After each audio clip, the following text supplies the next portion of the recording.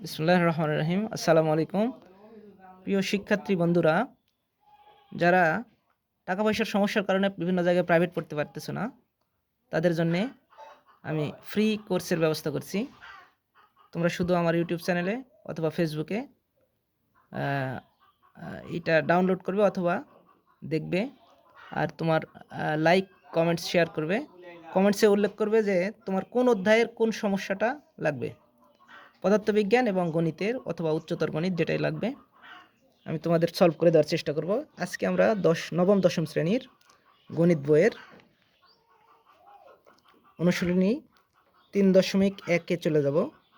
3.1 অনুশীলনী পৃষ্ঠা নম্বর 49। দেখো, প্রথমটা দেওয়া আছে সূত্রের সাহায্যে বর্গ নির্ণয় করো। এগুলো সবাই তোমরা পারবে। নর্মালি শুধু a+b হোল স্কোয়ারের সূত্র আর a-b হোল স্কোয়ারের সূত্র জানলেই হবে, না জানলেও সমস্যা নাই। এগুলো তোমাদের প্রয়োজন পড়লে আমি করায় দেব। আজকে তোমাদেরকে 3 নম্বরের যে মান নির্ণয়ের অংশটা আছে, মান নির্ণয়ের যে অঙ্ক, এইটা আমি তোমাদেরকে করে দেখাবো। দেখো, এখানে মান নির্ণয়ের অঙ্ক কি আছে, a-b = 4 এবং ab = 60 যদি হয়, 60 হলে a+b এর মান কত। এটা খুব সহজ একটা অঙ্ক, তোমাদেরকে দেখাচ্ছি। আমরা দেওয়া আছে বলে লিখে নেব যেটা যেটা দেওয়া আছে। a-b = 4 এবং ab = 60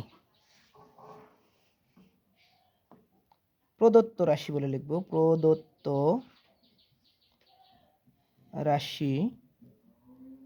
রাশি বলে আমরা লিখব a+b। দেখো, এখানে a+b আছে। আমরা সাধারণত a+b এর কোনো সূত্র জানি না। সেক্ষেত্রে আমরা কি করব, a+b হোল স্কোয়ারের একটা মান নির্ণয়ের যে সূত্র, আমরা অনুসিদ্ধান্ত যেটা পড়ছি, সেই অনুসিদ্ধান্ত তোমাদের সুবিধার্থে আমরা লিখে দিচ্ছি এখানে। a+b whole square = a-b whole square plus 4ab। এই সূত্রের মাধ্যমে আমরা সহজেই সলভ করতে পারবো। তোমাদের পাঠ্য বইয়ের 44 পৃষ্ঠায় লেখা আছে এই যে 3 নম্বর যে অনুসিদ্ধান্ত দেখতে পাচ্ছ নিশ্চয়।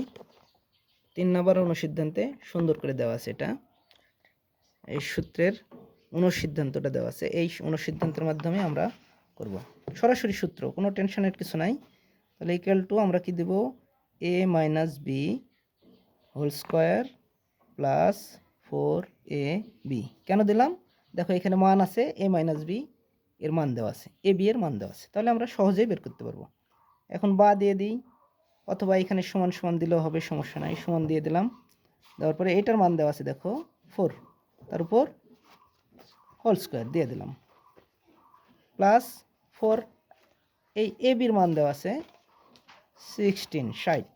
তাহলে এখন আমরা যদি 4-এর উপর স্কোয়ার করি তাহলে কী হবে, আমরা জানি 4 × 4 = 4-এর উপর স্কোয়ার। তাহলে আমরা স্কোয়ার করলে কি পাবো, 4×4 = 16 পাবো। এই যে 16, এইখানে তোমরা এরকম করে করে, আমি আগেও তোমাদেরকে বলছি, করে এটা গোল দিয়ে রেখে দেবে, যাতে পরবর্তীতে কোথা থেকে আসলো এই সমস্যা যেন না হয়। তাহলে 16 প্লাস 60 আর 4-এর গুণফল, এটা আমাদের জন্য একটু কঠিন হয়। আমরা করব কি, এই দুইটা গুণ করব, 4×6 = 24, পিঠের উপরে 0 উঠে দেবো, বাস হয়ে গেল। এখন আমরা যোগ করে দেব, 0 আর 6 যোগ করলে 6 হয়, আর 4 আর 1 5, তারপরে দেখো 2। দেখো এখানে আমরা মান পাইছি কোনটার, বা যদি দিই a+b হোল স্কোয়ার সমান, দেখো মান পাইছি হলো এইটা 256। তোমাদের ক্লাস 7-এর বই আছে এটা, তোমার বর্গ সংখ্যার মধ্যে এটা দেখতে পাবে যে এটা 16 যদি গুণ করে দাও, 16-র উপর যদি স্কোয়ার করো তাহলে আমরা পাবো 16 গুণন 16। দেখো কি পাবো, এই 256 পাবো। অর্থাৎ আমরা এরকম দিতে পারি অথবা স্কোয়ার করে দিতে পারি। এই অংশ না দিলেও হবে, সমস্যা নাই, এটা বাদও দিতে পারো। এখানে না দিয়ে ডাইরেক্ট তুমি 16-র উপরে স্কোয়ার দিতে পারো। তাহলে দেখো এপারের স্কোয়ার আর এপারের স্কোয়ার আমরা কাটা দিলে কী হবে, অতএব a plus b equal to 16।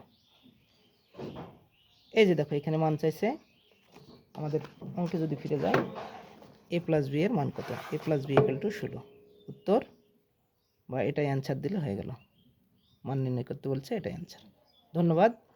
তোমরা তোমাদের যেই সমস্যাগুলো আছে, কোন অধ্যায়ের কত নম্বর অঙ্কের সমস্যা, এটা যদি আমাকে জানাও, আমি ওটা পরের দিনে সলভ করে দেবো ইনশাল্লাহ। ভালো থাকো, আল্লাহ হাফিজ।